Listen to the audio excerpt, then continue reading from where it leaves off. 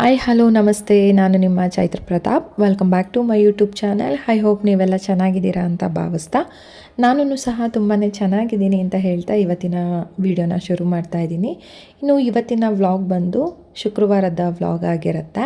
Complete vlog ಅಲ್ಲ, morning ನನ್ನ routine ಯಾವ ರೀತಿ ಇತ್ತು ಅನ್ನೋದನ್ನು ಈ ಒಂದು ವಿಡಿಯೋದಲ್ಲಿ ಶೇರ್ ಮಾಡ್ತಾ ಇದ್ದೀನಿ.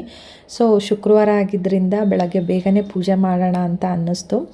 ಕೆಲವೊಮ್ಮೆ ಹೇಗೆ ಅಂತ ಅಂದರೆ ನಿಧಾನಕ್ಕೆ ಪೂಜೆ ಮಾಡ್ಕೊತೀನಿ. ಅಂದರೆ ಮಕ್ಕಳೆಲ್ಲ ಸ್ಕೂಲ್ಗೆ ಹೋದ್ಮೇಲೆ ಟೈಮ್ ಇರುತ್ತಲ್ವ, ಇವಾಗ ಸ್ಕೂಲು ಇಬ್ಬರು ಹೋಗೋದ್ರಿಂದ ನನಗೆ ಟೈಮ್ ಸಿಗುತ್ತೆ. ಹಾಗಾಗಿ ಆಮೇಲಾದರೂ ಮಾಡ್ಕೊಳ್ಳೋಣ ಅಂತ ಡಿಸೈಡ್ ಆಗ್ತೀನಿ. ಕೆಲವೊಂದು ಟೈಮ್ ಹೇಗೆ ಅಂತ ಅಂದರೆ ಇಲ್ಲ, ಬೇಗ ಎದ್ದು ಪೂಜೆ ಮಾಡಿಬಿಡೋಣ ಇವತ್ತು ಅಂತ ಅನ್ನಿಸ್ದಾಗ ಈ ರೀತಿ ಸ್ವಲ್ಪ ಬೇಗನೆ ಎದ್ದು ಪೂಜೆನ ಮಾಡ್ಕೊತೀನಿ. ಸೊ ಆವತ್ತಿನ ದಿನ ಬೆಳಗ್ಗೆ ಬೇಗನೆ ಪೂಜೆ ಮಾಡೋಣ ಅಂತ ಅಂದ್ಕೊಂಡೆ. ಯಾಕೆ ಅಂತ ಅಂದರೆ ಶುಕ್ರವಾರ ಆಗಿದ್ದ ಕಾರಣ ಸಂಜೆ ನಾನು ದೇವಸ್ಥಾನಕ್ಕೆ ಹೋಗೋಣ ಅಂತ ಅನ್ನಿಸ್ತು. ಹಂಗಾಗಿ ಬೆಳಗ್ಗೆನೇ ಪೂಜೆ ಮಾಡಿಬಿಡೋಣ ಅಂತ ಹೇಳಿಬಿಟ್ಟು ಎಲ್ಲ ರೆಡಿ ಮಾಡಿಕೊಂಡೆ. ಬಟ್ ಆದರೆ ಅವತ್ತು ಹೋಗ್ಲಿಕ್ಕಾಗಲಿಲ್ಲ, ಮಳೆ ಬೇರೆ ಬರ್ತಿತ್ತು, ತುಂಬ ಮಳೆ ಬಂತು. ಹಾಗಾಗಿ ಹೋಗೋದಕ್ಕಾಗಲಿಲ್ಲ. ಮನೇಲಿ ಅಷ್ಟೇ ಪೂಜೆ ಮಾಡ್ಕೊಂಡಿದ್ದಾಯಿತು. ಮನೆಯೆಲ್ಲ ನೀಟಾಗಿ ಶುದ್ಧಿ ಮಾಡಿ ಹೊಸ್ಲಿಗೆ ರಂಗೋಲಿನ ಹಾಕ್ಕೊತಾ ಇದ್ದೀನಿ.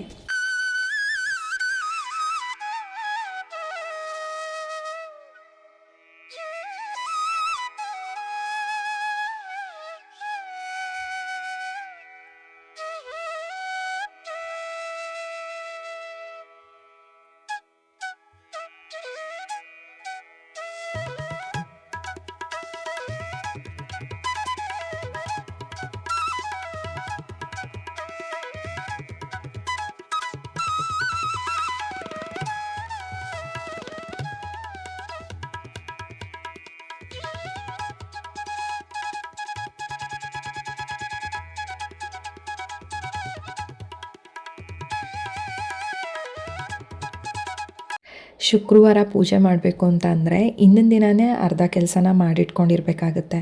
ಅಂದರೆ ದೇವ್ರ ಸಾಮಗ್ರಿಗಳನ್ನೆಲ್ಲ ಕ್ಲೀನ್ ಮಾಡ್ಕೊಳ್ಳೋದಾಗಿರ್ಬೋದು, ಅಂದರೆ ಪೂಜೆಗೆ ಬೇಕಾಗುವಂಥ ಹೂವು, ಎಲೆ ಇದೆಲ್ಲ ಏನು ತರೋದಿರುತ್ತೆ ಅದೆಲ್ಲ ಬಿಫೋರೇ ನಾವು ಪ್ರಿಪ್ರೇಷನ್ ಮಾಡ್ಕೊಂಡಿದ್ರೆ ನಾವು ಅಂದ್ಕೊಂಡಿರೋ ಟೈಮ್ಗೆ ಬೇಗನೆ ಎದ್ದು ಪೂಜೆನ ಮಾಡ್ಕೊಬೋದು. ನಾನೇನು ಮಾಡಿದ್ದೆ ಅಂದರೆ ಶುಕ್ರವಾರ ದೇವ್ರ ಸಾಮಗ್ರಿಗಳನ್ನೆಲ್ಲ ಕ್ಲೀನ್ ಮಾಡೋಣ ಅಂತ ಅಂದ್ಕೊಂಡಿದ್ದೆ.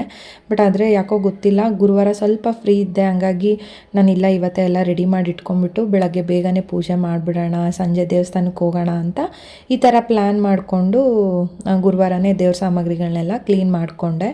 ಅಂದರೆ ಎಲ್ಲದಕ್ಕೂ ಕುಂಕುಮ ಎಲ್ಲ ಇಟ್ಟು ರೆಡಿ ಮಾಡ್ಕೊಂಡಿದ್ದೆ. ಎಲೆ ಒಂದು ಮುಡಿಸಿ ಹೂವೆಲ್ಲ ಹಾಕ್ಬೇಕಿತ್ತಲ್ವ, ಹಾಗಾಗಿ ನೀಟಾಗೆಲ್ಲ ಏನು ಜೋಡಿಸ್ಲಿಕ್ಕೆ ಹೋಗಿರೋದಿಲ್ಲ. ಅಂದರೆ ಎಲ್ಲ ಕುಂಕುಮ ಎಲ್ಲ ಇಟ್ಟಾದಮೇಲೆ ಒಂದು ಕಡೆ ಸೈಡಲ್ಲಿ ಹಂಗೆ ಇಟ್ಬಿಟ್ಟಿರ್ತೀನಿ. ಪೂಜೆ ಮಾಡುವಾಗ ಈ ರೀತಿ ನೀಟಾಗಿ ಹೂವೆಲ್ಲ ಇಟ್ಟು ಅಲಂಕಾರ ಮಾಡಿಕೊಂಡು ನೀಟಾಗಿ ಜೋಡಿಸ್ಕೊಳ್ಳೋ ಅಂಥದ್ದು.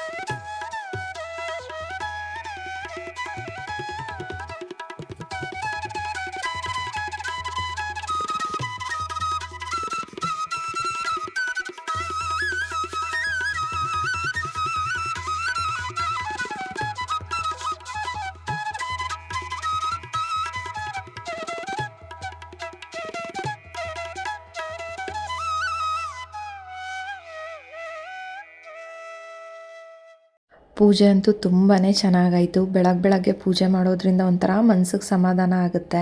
ಅದನ್ನು ಹೇಳೋದಕ್ಕಾಗೋದಿಲ್ಲ, ಒಂಥರ ಫೀಲ್ ಮಾಡ್ಬೋದು ಅಷ್ಟೇನೆ. ಆಗೋ ಸಮಾಧಾನ ಇದೆಯಲ್ಲ, ಅದು ಅವರು ಆ ಫೀಲ್ ಮಾಡೋರ್ಗಷ್ಟೇ ಗೊತ್ತಿರುತ್ತೆ. ಒಂಥರ ಮನೆಯಲ್ಲಿ ಧೂಪ ಹಾಕಿರ್ತೀವಿ, ಮತ್ತಿನ ದೇವ್ರ ಸಾಂಗ್ಗಳನ್ನ ಹಾಕಿರ್ತೀವಿ ಅಲ್ವಾ, ಒಂಥರ ಮನೆ ತುಂಬ ಪಾಸಿಟಿವ್ ಅನ್ನೋ ಥರ ಫೀಲ್ ಆಗ್ತಾ ಇರುತ್ತೆ. ಸೊ ಇನ್ನು ಪೂಜೆ ಎಲ್ಲ ಆದಮೇಲೆ ಕಿಚನಲ್ಲಿ ಕೆಲಸ ಇತ್ತಲ್ವ, ಹಂಗಾಗಿ ಬಂದಿದ್ದಾಯಿತು. ಯಾಕೆಂತಂದರೆ ಆಲ್ರೆಡಿ 7:30 ಟೈಮ್ ಆಗೋಗ್ಬಿಟ್ಟಿತ್ತು. ಸೊ 8 ಕಾಲ್ಗೆಲ್ಲ ಟಿಫನ್ ರೆಡಿ ಆಗಬೇಕು. ಹಾಗಾಗಿ ಫಾಸ್ಟಾಗಿ ಬೇಗ ಆಗೋ ಥರ ರೈಸ್ ಬಾತ್ ಮಾಡ್ಕೊಂಬಿಡೋಣ. ಮಸಾಲೆ ಎಲ್ಲ ಏನು ರುಬ್ಬೋ ಥರ ಇರೋದಿಲ್ಲ ಅಲ್ವಾ, ಮತ್ತು ಸಿಂಪಲ್ಲಾಗಿ ಟೇಸ್ಟಿಯಾಗೂ ಇರುತ್ತೆ. ಹಾಗಾಗಿ ರೈಸ್ ಬಾತ್ ಮಾಡೋಣ ಅಂತ ಹೇಳಿಬಿಟ್ಟು ಹಿಂದಿನ ದಿನವೇ ಸ್ವಲ್ಪ ಬಟಾಣಿ ಎಲ್ಲ ನೆನೆಸಿಟ್ಟಿದ್ದೆ. ಅದಕ್ಕೋಸ್ಕರನೇ ರೈಸ್ ಬಾತ್ ಬೇಗ ಆಗುತ್ತೆ ಅಂದ್ಬಿಟ್ಟೇನೆ ನಾನು ಫ್ರೆಶ್ ಅಪ್ ಆಗಿ ಬಂದ ತಕ್ಷಣ ಪೂಜೆ ಮಾಡ್ಕೊಂಬಿಟ್ಟಿದ್ದು.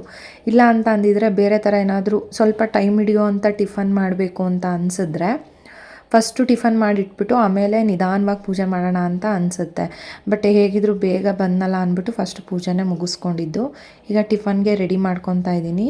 ನಾನು ನನ್ನ ಒಂದು ಯೂಟ್ಯೂಬ್ ಚಾನಲ್ನಲ್ಲಿ ರೈಸ್ ಬಾತ್ ರೆಸಿಪಿನ ಆಲ್ರೆಡಿ ನಾನು ಶೇರ್ ಮಾಡಿದ್ದೀನಿ, ಯಾವ ಥರ ಮಾಡೋದು ಅಂತ. ಇದರಲ್ಲಿ ಯಾವುದು ಪದಾರ್ಥನೂ ರುಬ್ಬಲಿಕ್ಕೆ ಹೋಗೋದಿಲ್ಲ, ಎಲ್ಲನೂ ಸಹ ಒಗ್ಗರಣೆಗೆ ಹಾಕೋದ್ರಿಂದ ಒಂಥರ ತುಂಬ ಚೆನ್ನಾಗಿರುತ್ತೆ. ಜಾಸ್ತಿ ಮಸಾಲೆ ಇರೋದಿಲ್ಲ. ಆದರೆ ಶುಂಠಿ ಬೆಳ್ಳುಳ್ಳಿ ಪೇಸ್ಟನ್ನು ಹಾಕಬಾರ್ದು. ಶುಂಠಿ ಮತ್ತು ಬೆಳ್ಳುಳ್ಳಿ ಎರಡನ್ನೂ ಸಹ ಜಜ್ಜಿ ಒಗ್ಗರಣೆಗೆ ಹಾಕೋದ್ರಿಂದ ಆ ಫ್ಲೇವರ್ ಟೇಸ್ಟು ತುಂಬಾ ಚೆನ್ನಾಗಿರುತ್ತೆ. ಸೊ ಟಿಫನ್ನು ಅಷ್ಟೇ ಬೇಗನೆ ಮಾಡಿಕೊಂಡೆ.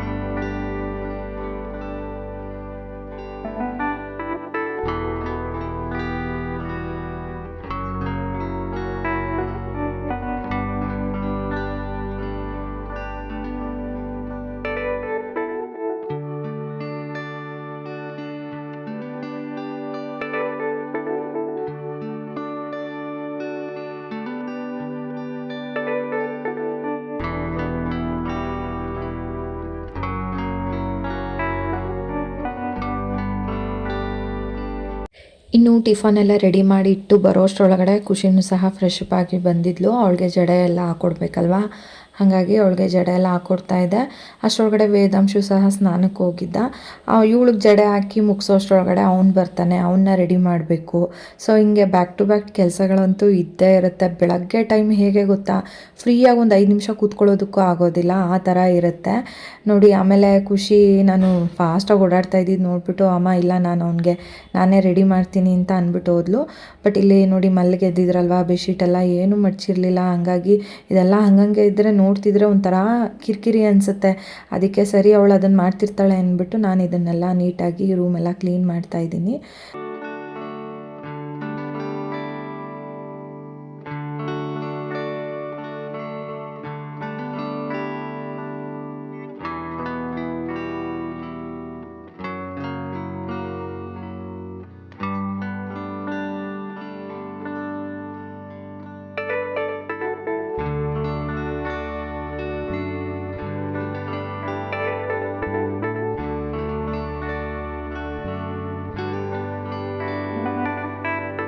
ಇನ್ನು ನಮ್ಮ ವೇದಾಂಶ ಹೇಗೆ ಗೊತ್ತಾ, ನಾನೇನಾದರೂ ಕಾಣಿಸಿಲ್ಲ ಅಂತ ಅಂದರೆ ಖುಷಿ ಕೈಲಿ ನೀಟಾಗಿ ರೆಡಿ ಮಾಡಿಸ್ಕೊತಾನೆ.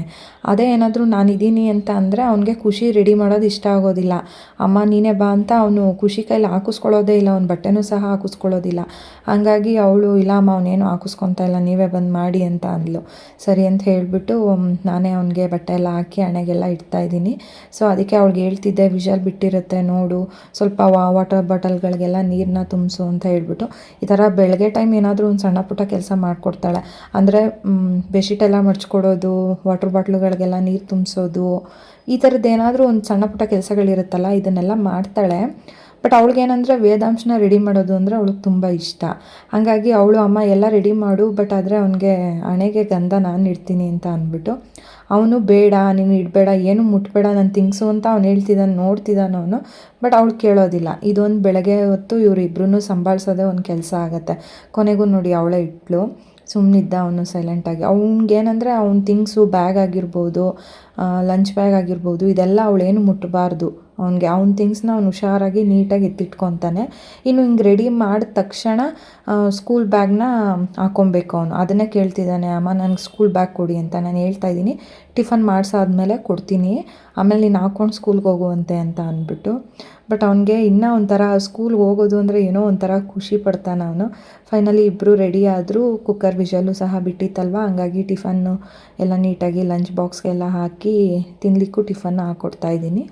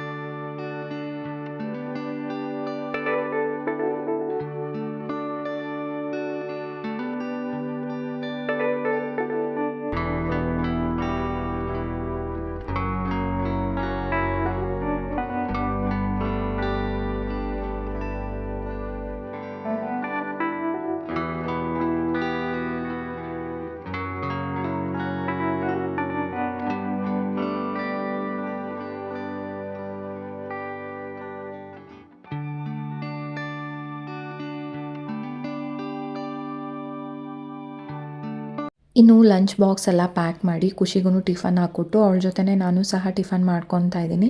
ನನಗೆ ಹೇಗೆ ಅಂತ ಅಂದರೆ, ಈ ರೀತಿ ಏನಾದರೂ ಬಾತ್ಗಳು ಮಾಡ್ತೀವಿ ಅಲ್ವಾ, ಟೊಮೊಟೊ ಬಾತು, ರೈಸ್ ಬಾತು, ಪಲಾವು, ಈ ಥರದ್ದು ಏನಾದರೂ ಮಾಡಿದಾಗ ಅದನ್ನು ಬಿಸಿ ಬಿಸಿಯಾಗಿ ತಿಂದ್ರೇ ಅದು ಒಂಥರ ಸಮಾಧಾನ ಆಗೋದು.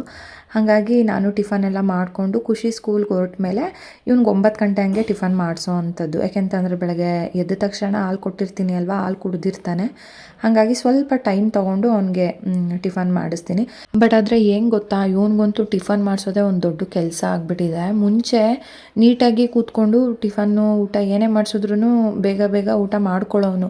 ಬಟ್ ಇತ್ತೀಚೆಗೆ ಹೇಗೆ ಅಂತ ಅಂದರೆ, ನೀಟಾಗಿ ಊಟ ಮಾಡೋದೇ ಇಲ್ಲ. ಸ್ಕೂಲ್ ಶುರುವಾದಾಗಲಿಂದ ನಾನು ಅಬ್ಸರ್ವ್ ಮಾಡಿರೋ ಹಾಗೆ ತುಂಬ ಟೈಮ್ ತೊಗೊಳ್ತಾನೆ. ನೋಡಿ, ಒಂದೊಂದು ಸ್ಪೂನ್ ತಿನ್ನಿಸ್ಬೇಕು ಅಂತ ಅಂದ್ರೂ ಒಂದು 2-3 ಸಲ ನೀರು ಕುಡಿಸ್ಬೇಕು, ಮತ್ತಿನ ಮೊಬೈಲ್ ಹಾಕ್ಕೊಡ್ಬೇಕು. ಅಂದರೆ ಊಟ ಮಾಡುವಾಗ ಅಷ್ಟೇ ಫೋನ್ ಕೇಳ್ತಾನೆ, ಊಟ ಆದ ತಕ್ಷಣ ಫೋನ್ ಕೊಟ್ಬಿಡ್ತಾನೆ.